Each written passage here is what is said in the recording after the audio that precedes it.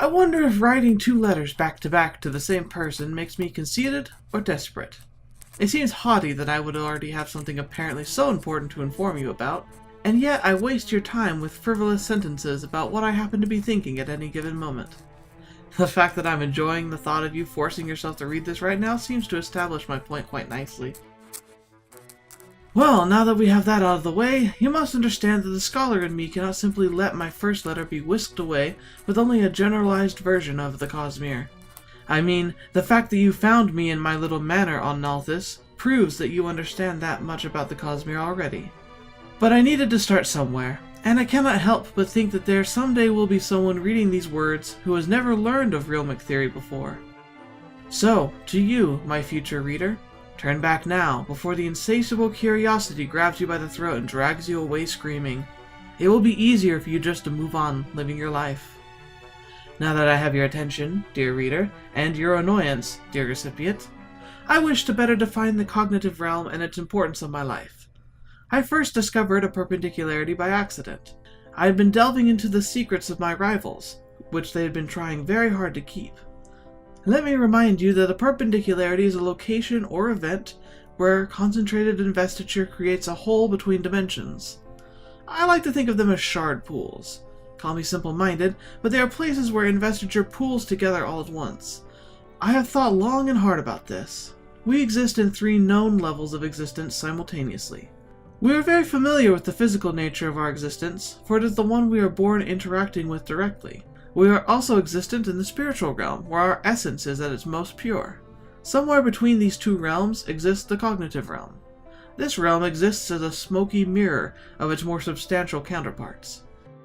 The cognitive realm reflects the physical realm in general shape, but is malleable and easily changed with investiture, which essentially is energy from the spiritual realm. The 3 realms exist in states that are fundamentally different from each other. Despite the fact that they are intertwined, the physical worlds upon which we live are large planets suspended around suns. We live on globes where if we travel in a straight line for long enough, we will end up right where we started. These spheres are separated from others like them by vast distances in space. The cognitive realm follows a different set of rules. Everything there essentially exists on a 2-dimensional plane. Now, it's not literally 2-dimensional, for when you visit it, it feels similar to the surface of your homeland. If you think of a planet as a globe, then the cognitive realm is like a map of that globe. Essentially, they are the same in shape, but the cognitive version of the world has edges that extend into the beyond. When you move off the cognitive world, you step into a dark zone, where little to nothing exists. This essentially is leaving the planet. In fact, every world that has intelligent beings living upon it have cognitive realms, and each of these realms are connected to one another.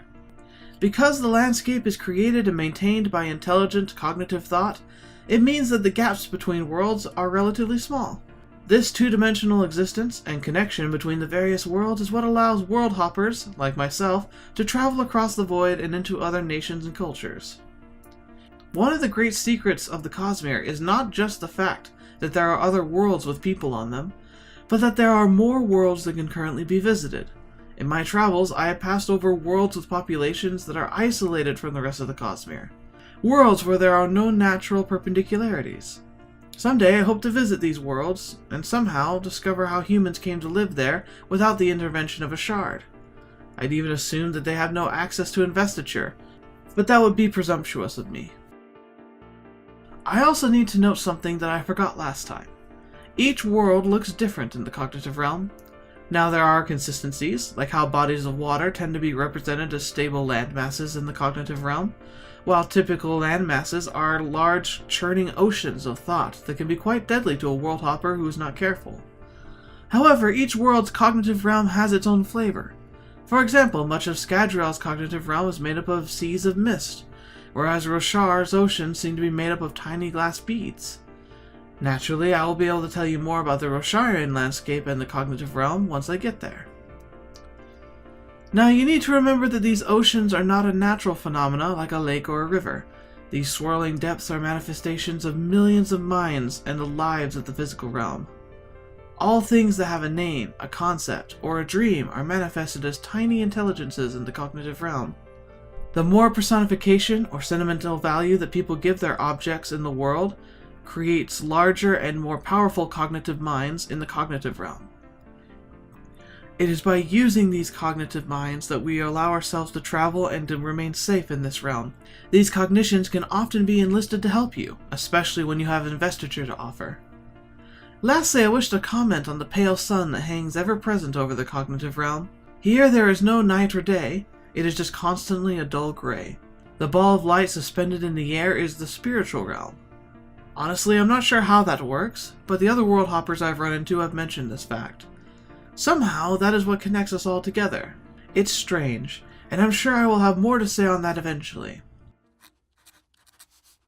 I know I come off bitter in these letters, but you must understand my reluctance to getting involved. I do not think that I am any better at sharing and retrieving information than you or your kind must be, yet your master's proposal was intriguing to say the least. Besides, I owe him a favor for saving my life.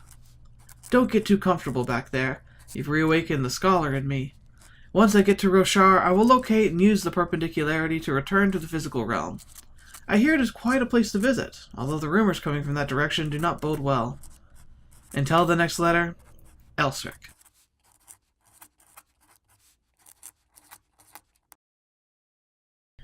How's it going, guys? Thank you for joining me for yet another Letters from the Cosmere. Hopefully this one was really good at clarifying specifics and also being able to answer any of your questions. If you liked, well, you must have liked, if you loved the art that you saw, please make sure to check the description below. They're listed by appearance in the video, all linked back to the artists who did it. And to the artists, thank you.